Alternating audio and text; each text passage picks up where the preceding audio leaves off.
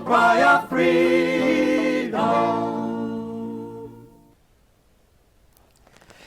Before I go to the next clip, I want to just make sure that I kind of put a period at the end of the prior block. And that's this. The Democrats all play from the same playbook. And again, Barack Obama, in a very articulate way, he kind of makes sure that all of us understand exactly the language. And again, if you learn to pay attention to what I call code words, words like occupiers, again, what it does, it forges a memory, at least it brands one, and certainly it stamps in one's psyche the idea that the people that are there, they're just occupying something. And again, it's a play on words, but they know exactly what they're doing.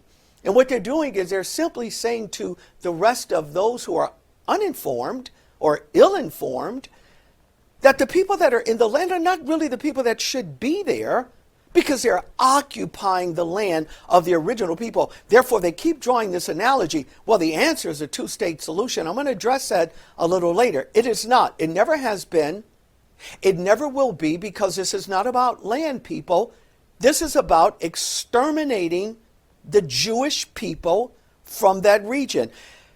If one were to take time, and perhaps I can put this up, if you look at a map, and that map shows the surrounding 100+ Arab nations, and if you saw how small and tiny Israel is, you'd understand something.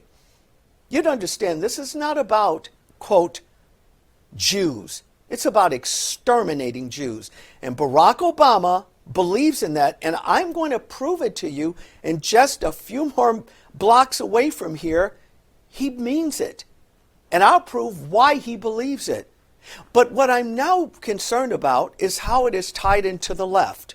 Because those that are on the left, people that, by the way, I personally admire, I don't agree with his politics. He and I could be just as, there's no way that we could ever find eye to eye politically, but I love the way and the brilliance of this man, and that's Alan Dershowitz.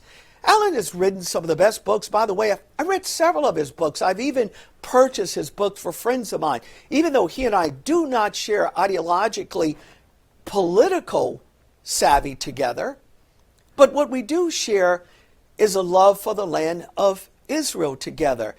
I was really shocked when this brilliant emeritus professor, Alan Dershowitz, actually, in my opinion, came out and said what he said. I want to show it to you, and then I want to come back and give voice to it. Let's go to the clip.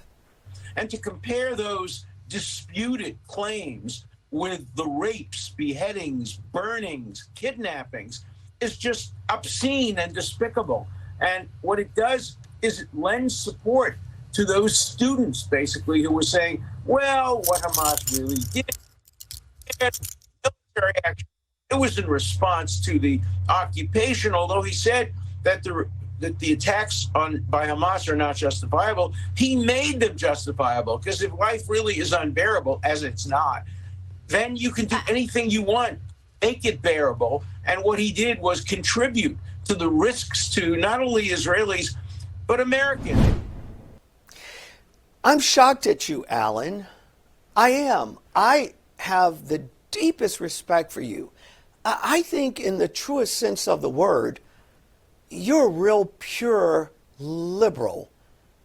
But for you to make the comment that you have made now about your friend, Barack Hussein Obama, and that you would no longer see him as a friend, even though you've been with him, you've been to his White House, you publicly supported Barack Hussein Obama, but now that Barack has, quote, I don't know, pulled back the mask, Alan, and you can see who he is, Alan, may I suggest to you that perhaps you didn't do your homework, or maybe your own personal agenda to getting leftists in office, like the types of the Barack Hussein Obamas, is that you yourself became complicit in this regard, that you didn't take time perhaps to, I don't know, examine what Barak really believed? Examine Barak's religious belief? You saw what Barak and how he treated the former prime minister who you supported, Benjamin Netanyahu. You saw Barak's disdain. You saw Barak's pastors' disdain. The evidence was always out there what Barak Allen believed about Israel. What Barak has come out and said, this is nothing new. I live here in the beautiful state of Florida, but when I was a resident of the city of Illinois, one of the things that I found to be true was that here we are, and we were at a point even then that Barak's position has never, ever changed. So, Alan, this is what I would ask you. When did you find out that Barak hated Israel? Was it really when he was standing before his own forum, the clip that I just showed to our audience?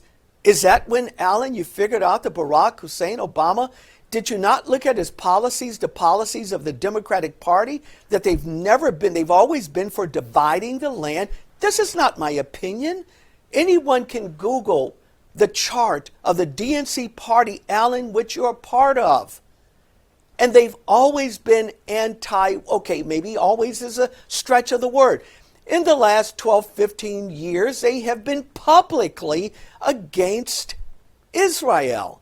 This is a known fact. And Barack Obama, which is another known fact, has always been against Israel.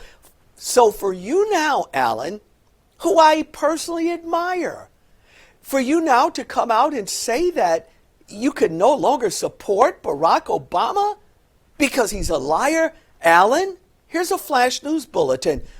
Barack has always lied about this issue. He's always hated Israel. He's always seen them as occupiers. Alan, the only thing you have to do is go back and sit and listen to what Barack Obama set up underneath. He set up underneath a pastor. I'm going to deal with that in just a few more blocks here. Who said that Israel was an occupier? Alan, when you go to your synagogue, and whoever your rabbi is, if your rabbi was espousing anti-Israeli positions, I would like to think, Alan, you would not sit in that synagogue. Barack sat in a church that despised Israel, that always have seen Israel as an occupier. Now, Alan, Barack is out. By the way, every major Ivy League university that you've been a part of, they've always been against Israel. Now we're watching the students simply bring voice to what they have been taught in these universities. Alan, where have you been, my friend? These universities have always echoed what Barack Obama has said about Israel, that they're anti-Semitic. They've always been anti-Semitic, and yet you now give voice to it. I hate to sound cynical, but could it be because those same groups don't like you any longer? According to your own words, and I just didn't take time to pull up the video, but I have you, Alan, on video for saying things like this, that the places you've once gone, the libraries that you've once been able to see your own books in, they've all but burned your books, metaphorically speaking. You're not invited to various bar mitzvahs anymore. You're no longer part of that group simply because you wrote a book saying, hey, let's be fair and equal as it relates to law. And you wrote one about Trump. I read it. It was fantastic, by the way. But why now, Alan? And to those that follow you, why now? Why is it that you're just now having the curtains allegedly pulled back from your eyes and you're actually able to view what Barack echoed? By the way, Barack is no more than a symbol of the Democratic Party. So I say to every Jew that's listening right now, and let me just say for the record, for those of you that may not know this about me, I have a biological Jewish mother. And I would never disrespect her in any shape, form, or fashion. So you can't play the Jewish card on me, because according to those who practice Judaism, you know the story, whoever your mother is, according to Jewish behavior, the offspring is the same. I'm not here to claim anything other than, right now, my patriotism for this great nation and why it's necessary to awaken every Jewish person. Those of you that are in various universities, wake up. Barack Obama, his party, overwhelmingly, that Jews have been voting for and with, they hate you. They're not going to stop hating you. When I come back, we're going a little further.